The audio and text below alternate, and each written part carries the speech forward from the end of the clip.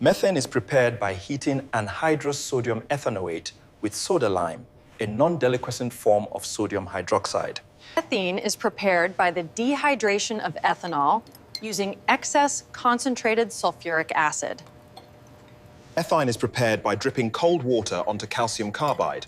The reaction is exothermic, hence a heap of sand is placed in the reaction flask. Benzene is obtained from the fractional distillation of coal tar or from ligroin, which is a light fraction of crude oil.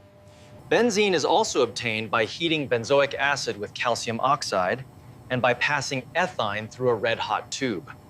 Benzene undergoes nitration with nitric acid, sulfonation with sulfuric acid, and halogenation with the halogens. Benzene is the mother of many aromatic compounds.